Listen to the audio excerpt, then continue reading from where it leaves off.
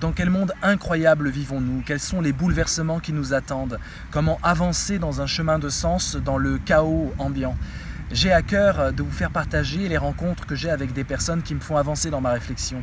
C'est le cas de Fatimata Ouanessania, journaliste à France 24, française d'origine sénégalaise. Vous verrez que dans l'échange que j'ai avec elle, on va parler de la femme noire, on va parler de la femme africaine, du racisme et de la religion et même du fanatisme mou qui contamine les relations sociales. Moi, j'ai eu les cheveux crépus petites, comme tout le monde. Et puis, dès que ça a été légal, c'est-à-dire 12 ans, j'ai demandé à me lisser les cheveux pour être plus jolie, plus grande aussi. Je voulais être plus grande. Parce que j'étais persuadée que si j'avais les cheveux courts et plus les tresses, au Sénégal, tout le monde avait les tresses, c'était normal. Mais je me suis dit, si j'avais les cheveux courts, lissés, avec un brushing, je serais plus grande. Voilà. À 12 ans, on a envie d'être une femme, plus une petite fille en fait. Et ça a été la cata, le début de la descente. Oui, parce que après, on s'habitue à un style. D'ailleurs, c'est plus pratique. Faut dire ce qui est, parce que le travail qui inclut les cheveux crépus, c'est compliqué forcément. Donc, il a fallu avoir les cheveux plus lisses. Et je les ai gardés longtemps, très longtemps, plus de 20 ans, beaucoup plus que 20 ans, les cheveux lisses. Et puis du jour au lendemain, ou presque, au détour d'un shampoing, ma vie a basculé dans les cheveux nappis. Ce que je pensais être un exemple pour ma fille qui, elle, est née les cheveux crépus, une espèce de changement esthétique, en fait, s'est avéré quelque chose de beaucoup plus vaste, beaucoup plus étonnant. Et ça m'a fait basculer dans un nouveau monde, en fait, où les gens se sont permis beaucoup de choses pour les cheveux crépus. C'est toucher les cheveux, par exemple. Les gens te touchent les cheveux? Ah oui, tout le temps. Très souvent. Des inconnus me touchent les cheveux. Des gens avec lesquels on n'a pas ce degré de proximité. Normalement, c'est extrêmement sensuel de toucher les cheveux. Là, ça implique quelque chose. Et là, tout d'un coup, des inconnus vous touchent les cheveux. Voilà, l'équivalent d'une main au cul, en fait, en réalité. Donc, tout d'un coup, ça a été ça. C'était un basculement dans des stéréotypes aussi, des remarques, des réflexions hyper sexualisées. Je devenais quelqu'un d'autre. Et puis, je portais une espèce de revendication identitaire que je portais pas plus avant, ou pas moins qu'avant, en tout cas. Et tout d'un coup, je devenais quelqu'un d'autre. C'est des clichés racistes, clairement, qui sont nourris, cette colonisation de pas mal de choses, ça c'est certain. Et puis après, c'est l'inconnu aussi. On fait l'expérience de la minorité, on est dans un endroit où les gens n'ont pas l'habitude de voir des cheveux crépus, ils n'ont pas l'habitude de voir des noirs et qui portent les cheveux crépus. Souvent, il y a des noirs qui ont les cheveux, ou les faux cheveux, ou les cheveux lissés, pour ne pas avoir justement de réflexion. Et je me suis rendu compte que j'avais jamais eu de réflexion, d'ailleurs capillaire, avant cette expérience. Jamais on m'avait fait de réflexion sur mes cheveux avant. On m'avait fait des remarques générales, génériques on va dire, sur moi, mais jamais spécifiquement sur mes cheveux. Et tout d'un coup, ça n'a été que capillaire. Alors les noirs vous dites autre chose. Alors celles qui trouvent que c'est dommage d'avoir renoncé à mes cheveux lisses, qui trouvent que je suis complètement à côté de la plaque, que c'est moins joli, parce qu'esthétiquement aussi, on s'habitue à une norme de beauté. Et c'est ça aussi qui est fort, c'est qu'on s'habitue à une esthétique qui après est complètement figée dans les canons de beauté. Et voilà, Naomi Campbell, etc. Elle a des faux cheveux depuis tout le temps, et on trouve ça normal. On va la trouver jolie avec ses faux cheveux, mais le jour où elle portera ses vrais cheveux, peut-être qu'il y aura des commentaires plus désobligeants. C'est un épiphénomène, le mouvement des nappies, c'est-à-dire qu'en Afrique, jusqu'à maintenant, elles ont totalement intériorisé les clichés de beauté. Une noire, si elle est jolie, il faut qu'elle ait les faux cheveux lisses. C'est ça les codes. C'est-à-dire que moi, je suis passée de la bombe à un ton. C'est-à-dire qu'à partir du moment, alors que j'avais la même tête, à peu près le même corps, 2 enfants ont passé, mais tout d'un coup, mes cheveux m'ont totalement déprécié. Les femmes étaient d'une virulence, ont commencé à me dire mais qu'est-ce que tu fais, c'est pas joli, c'est pas un bon exemple, etc., etc. Elles étaient complètement choquées par ça parce que elles avaient intériorisé le fait que voilà, la norme de beauté c'était ça, les cheveux lisses, et même si tu es noir, même si c'est pas ta nature, bah tu forces, voilà. Et ça va avec la couleur de la peau par exemple, hein, parce que au Sénégal, voilà, quand on est noir foncé, on est réputé moins joli que quand on est noir plus clair. Moi quand j'étais petite, on me disait bah, c'est sympa, si tu étais noir, personne ne te regarderait. Et petite, je ne comprenais pas bien ce genre de phrase. Je me disais mais c'est bizarre, pourquoi elle me dit ça, parce que de toute façon je suis noire. Non, en fait, plus tu es clair, mieux c'est. Mais il ne faut pas confondre, hein. Il n'est pas question d'épouser les causes occidentales. Il n'est pas question d'être libre comme une femme occidentale. Ça n'intéresse personne, hein. Que tu sois lettré, libre dans ta tête, dans ton corps, ça n'intéresse personne. Ce qu'il faut, c'est d'avoir l'apparence. Voilà. Si tu es clair, tu attires l'œil des hommes parce que les hommes préfèrent, soi-disant, les femmes claires. Avec les cheveux lisses, tout va bien. Tu rentres dans le canon de beauté prédéfini, donc tout va bien. En dehors de ce schéma-là, point de salut. Je pense que c'est véritablement l'intériorisation en fait, du fait que ce schéma de femme noire et d'homme noir n'est pas un canon de beauté acceptable. C'est-à-dire qu'il n'est pas intériorisé comme quelque chose d'esthétiquement beau et appréciable, tout simplement. Donc il y a toute une reconquête à faire de l'estime de soi de ce côté-là, parce que réintégrer ce schéma de femme noire avec les cheveux crépus, c'est finalement un combat que beaucoup de femmes mènent, et c'est très important parce que finalement, si à force de l'avoir effacé pour l'avoir remplacé par quelque chose d'artificiel, parce que le fond, c'est ça, c'est artificiel, c'est pas des blanches, c'est des fausses noires en fait. Ça n'a aucun intérêt finalement. Donc il y en a même à mon époque, il y a eu une période dans les années 90, quand on était jeune, elles se mettaient des lentilles de bleu, etc. C'était allé hyper loin. Alors, Dieu merci, c'est trop cher pour nous. Sinon, on serait passé pour une hécatombe, mais faut arrêter. C'est-à-dire qu'il s'agissait, et c'est ça que je trouvais moi assez étonnant, c'est qu'il n'était pas question d'aller jusqu'à épouser les valeurs occidentales positives, on va dire. La liberté de penser, d'être, de se comporter, etc. que parfois manque dans pas mal de civilisations et d'ethnies, pour être plus précise, africaines. Non, ça c'était pas intéressant. Par contre, les codes, parce que justement, les valeurs qui étaient prisées étant l'accès au mariage, donc on investit le champ de la séduction à mort, parce que le reste finalement c'est pas quelque chose de valorisé. Si à l'école, oui, bon, tu vas avoir un travail, et encore, c'est pas sûr, mais par contre, si tu as un bon mari qui est riche, donc capable de souvenir tes besoins et ceux des tiens, parce qu'il y a toute la famille qui pousse derrière, donc on investit dans la femme, parce que la femme est une valeur marchande qui peut rapporter. Donc du coup, qu'est-ce qui marche sur le marché ?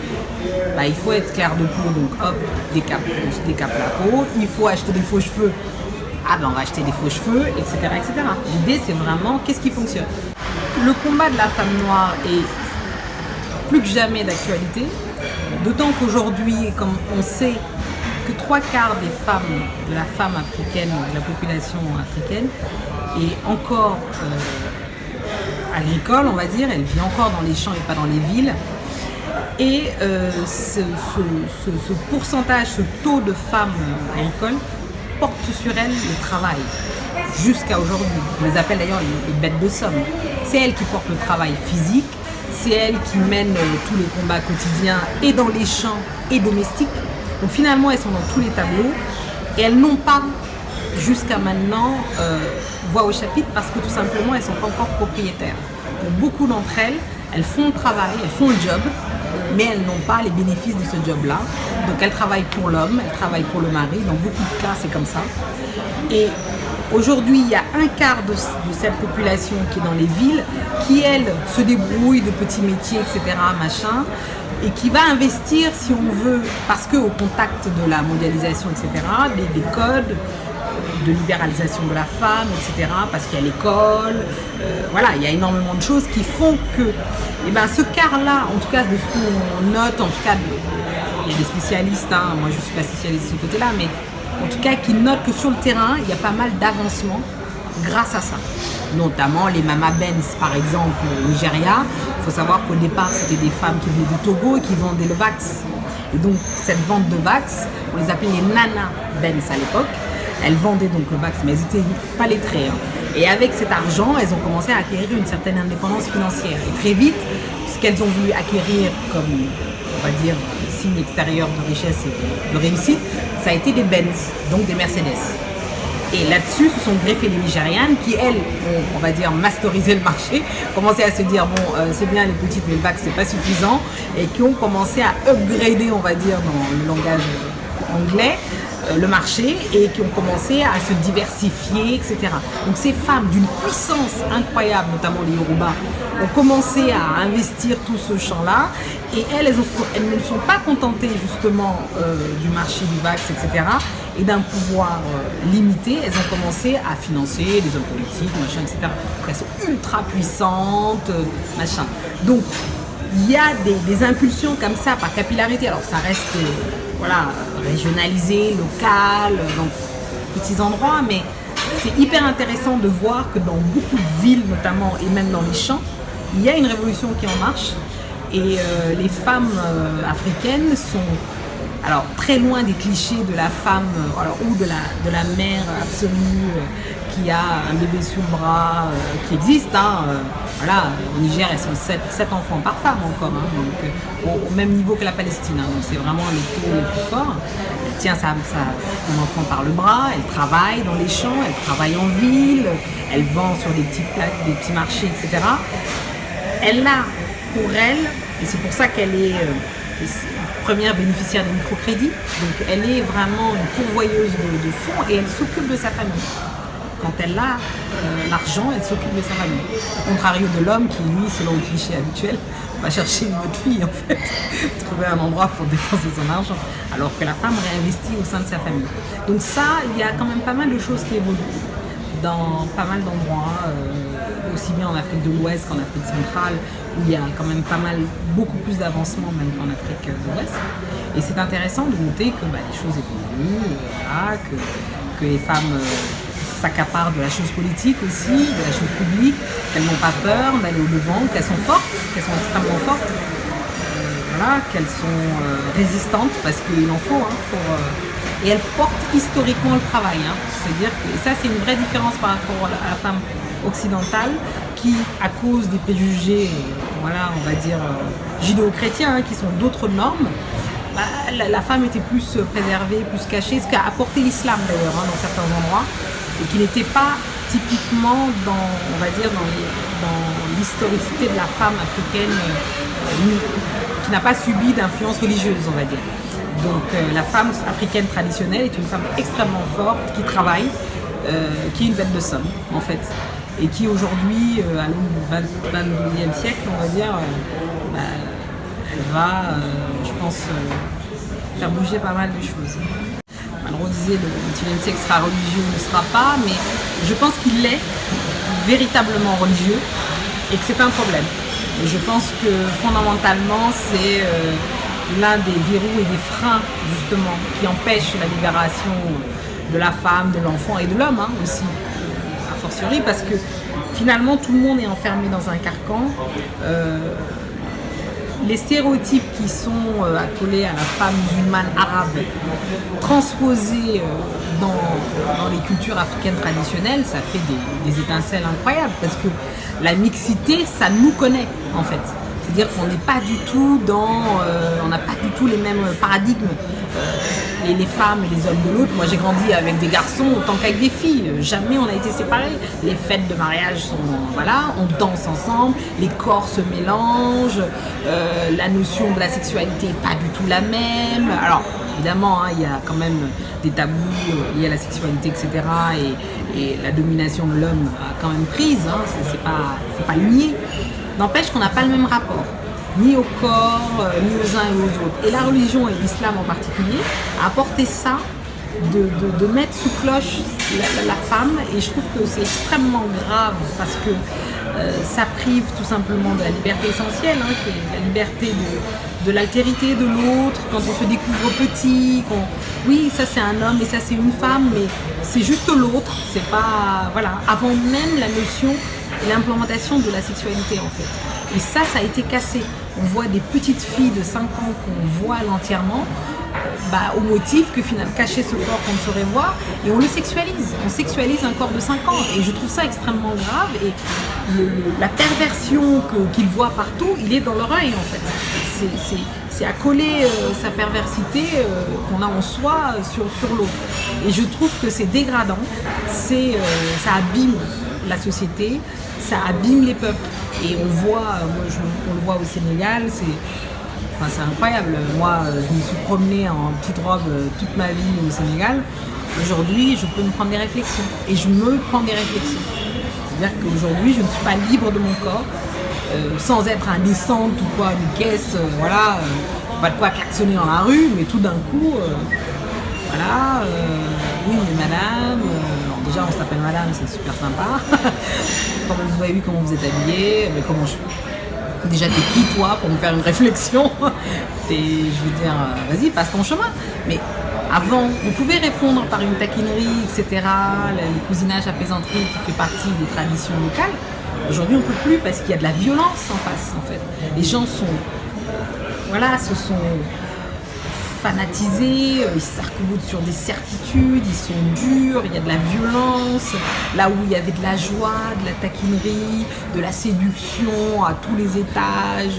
Le boulanger pouvait vous apostropher en disant mais alors toi, viens ma belle, machin, et moi je pouvais lui répondre mais tu t'es vu, je crois vraiment que vas-y donne-moi le pain, il dit mais si tu reviens demain, je te fais moitié prix. Enfin il y avait tout un mélange comme ça, une espèce de cordialité, de séduction, voilà, qui était mais il n'y avait pas plus, ils vous poursuivaient pas dans la rue, ils vous demandaient pas votre numéro plus que ça, et puis ils savaient de toute façon que c'était voué à l'échec, donc ils se calmaient assez vite.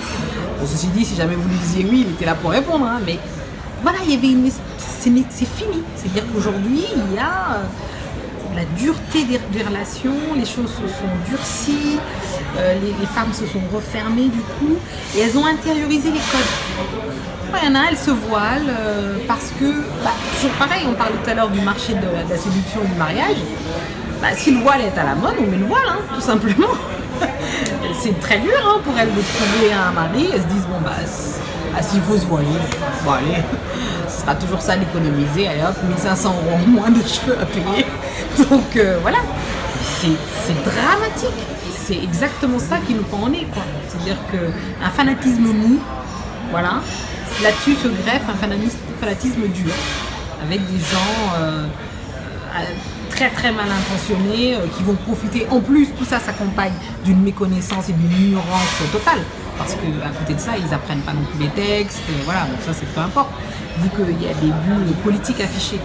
Senghor a installé l'idée que effectivement les confréries étaient installées, machin, il était sorte de juge de paix, lui étant catholique.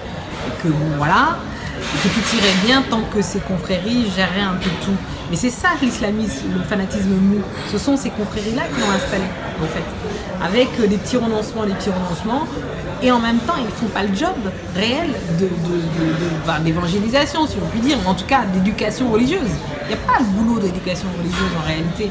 Il y a des plates-bandes, des précarés, voilà, en plus, il y a le business qui s'est mêlé à ça. Alors, ça devient autre chose, mais et après, derrière, voilà, a fleuri, oui, l'ignorance, la misère, parce que les gens ils ont besoin de bouffer à la fin de la journée. Hein, si vous êtes arrivé à ce point de la vidéo malgré le bruit du bistrot, c'est que les propos de Fatimata vous ont captivé.